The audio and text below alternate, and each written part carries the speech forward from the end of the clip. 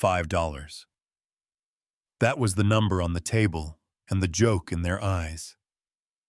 In a glass-walled conference room high over the city, 20-something sterlings laughed while I held that crumpled bill like it might keep Emma and Lucas fed for one more week. $5, I said, and my voice came out thin, but my spine didn't bend. Harrison leaned back with that country club grin that never meets the eyes. Looks like my brother finally came to his senses. Eleanor tapped her cane, one sharp click, and smiled without warmth. Breeding deer.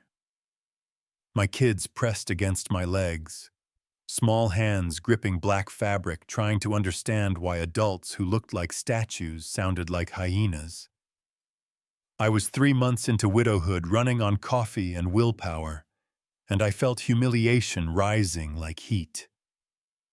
Then the lawyer cleared his throat. Marcus Webb, thin tense, the only person there who looked like he'd ever worked for a living, slid me a sealed envelope. Mrs. Sterling, this is separate. Your husband's explicit instruction.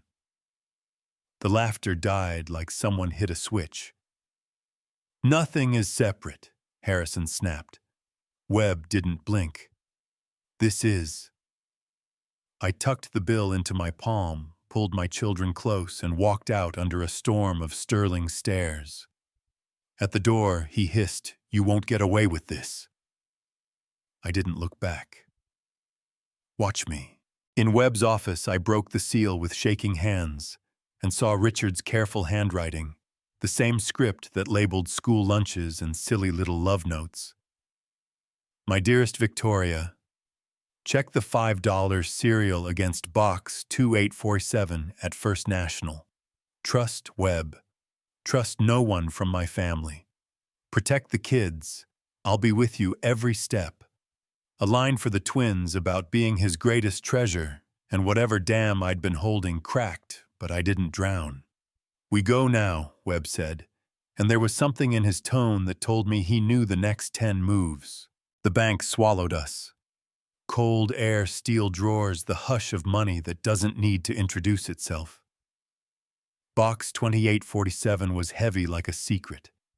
Inside were manila folders, a thumb drive, deeds, trusts, account statements that turned the floor under me to water, and a photo of a home I'd never seen. Glass and stone tucked into a mountainside, not ostentatious, alive. He built you heir, Webb murmured almost to himself, and he knew the fire was coming. On the drive out of the city, he told me the part Richard couldn't put in a letter.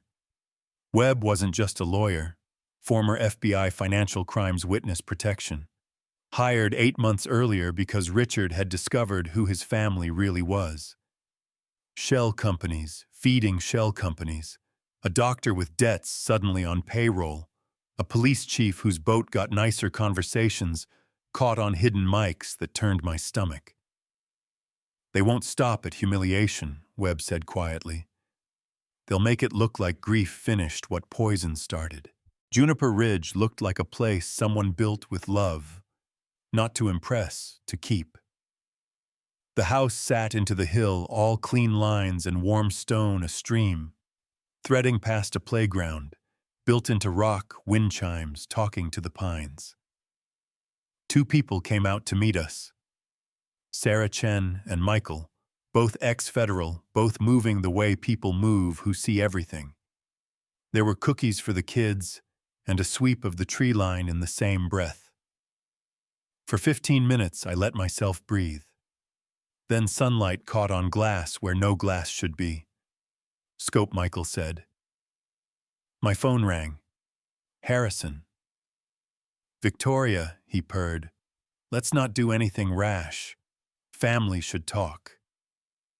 I stared at the camera feed Sarah had brought up, thermal signatures blooming in the trees like 6 stars. We can talk in court, I said. His voice cooled. It would be a tragedy if grief made you careless with the children. Yeah, that happened. The part of me that goes quiet when the room gets dangerous took the wheel. Lockdown felt like the house exhaled and decided to help. Steel seated behind walls, shutters sealed, screens woke showing our lives in infrared. 7 heat signatures, then 10, then more on the access road. Director Catherine Reynolds stepped through a hidden door with 2 agents and a voice that sounded like a verdict. "We've been working the Sterlings for years. We need them on record."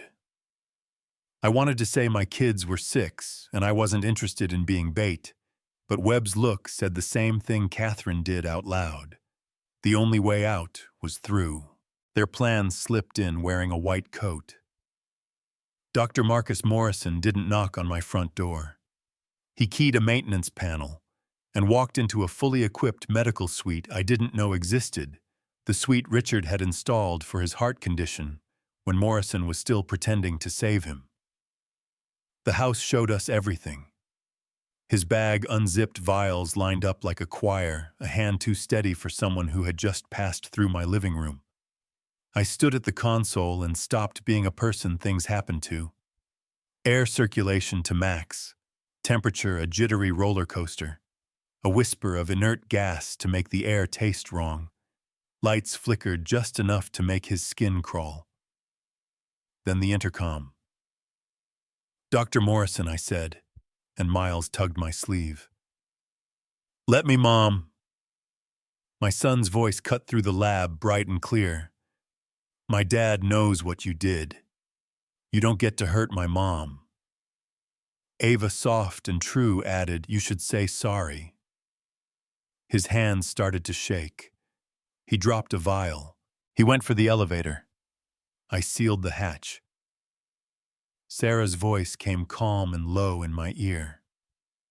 Containment complete. For the first time in months, I felt like my feet were on the ground. And then the twist. Not a gunshot, a voice. Michael wasn't in the room anymore.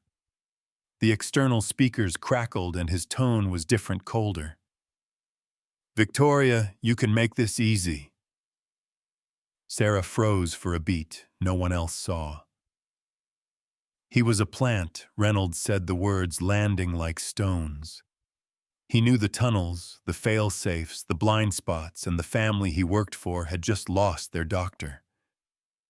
Webb's hand hovered over my shoulder. "We can't hold this line for long." My options narrowed to a point so fine it felt like it might cut me. I triggered controlled collapses in the old mine shafts. Not the big one, not the thing labeled in red lower down. Just enough to seal the back doors and turn the mountain into a bottleneck. It saved us and trapped us with them. Eagle 3, 4 federal agents, were pinned under rock. The weight of that choice sat heavy and wouldn't move. Down in the secondary command center, the place you only find if you love a man enough to put a $5 bill into a strange slot and trust. The truth was hardwired and humming. No wireless to hack, no back door Sarah could ghost through, just a network of cameras and controls, and one guarded switch marked final option with a note from Richard in his hand. If everything else fails. There were 3 escape pods for 6 people and a timing sequence that would bring the mountain down after 17 minutes. It would kill the Sterlings and their guns, and probably Michael too. It would kill Eagle 3 as surely as it saved my children. I put my hand over the cover, and I took it away. "We're not the kind of people who live by killing everyone else," I said. And for the first time since the will reading, I believed something about myself that wasn't fear. We went on offense through the dark. Sarah on point, Webb behind Catherine calling angles like a coach. We took a mercenary team without firing a shot, traded their calm for our confidence, and moved toward the cavern where Harrison and Eleanor had set up their little kingdom. Daniel had given me one more gift, a targeted EMP coil built into the rock. I flipped the switch and watched their screens die in the same heartbeat. Emergency lanterns coughed to life, ugly and honest. I keyed the PA. "Good evening. It's the woman you offered $5. Harrison tried swagger. Eleanor tried scorn. I let the mountain rumble just enough to dust the shoulders of their suits. Here's your choice. Confess and cooperate, or become a footnote under a landslide. And just so we're clear, every word is recording. Harrison cracked first. Pride is loud until it meets consequence. He spoke names, dates, money trails the way Morrison's debts bought his oath. The judge who bent probate like wet wire. The senator who covered it all with language about family values. Eleanor looked smaller under orange light. "You won't do it," she said. "You're not a killer." "You're right," I said. "I'm a mother. That's worse for you." Ava and Lucas slipped to my sides, unafraid now. "They look smaller when they can't hurt you," Ava said, and I swear the room heard her. Rotors found us. Not FBI military birds pulled by emergency beacons Richard had baked into the system. Morrison went out in cuffs, shaking and gray. Michael came out under a hood, whatever story he'd told himself leaking away. Harrison and Eleanor did the walk no one rich ever practices. And I stood under a sky that felt brand new and didn't shake. 6 months later, in a modest office with scuffed floors and sunlight that stayed all afternoon, we signed papers for the Sterling Foundation. Money clawed back and pointed where it should have gone all along. Single moms, legal aid scholarships, medical care for the agents hurt on our mountain. The $5 bill hangs in a simple frame by the door. Sometimes I take the twins back to the diner where I used to pour coffee, and if I see a young mother doing the math in her head while her baby sleeps in a carrier, I leave the bill with a note. This is the beginning, not the end. You know what I mean. You don't need a mountain for a miracle, just a key small and stubborn enough to turn. So tell me this, and be honest. Would you have flipped the final option to save your family if it meant burying everyone else? Do you believe people like the Sterlings change when they meet consequence, or do they just hire different lawyers? Where have you seen power dress up as virtue and get away with it, and what did it take to stop it? Drop your thoughts in the comments. Call me right. Call me wrong. Tell me what justice looks like where you live. And if you've ever been offered $5 for your whole life, I want to hear what you did next.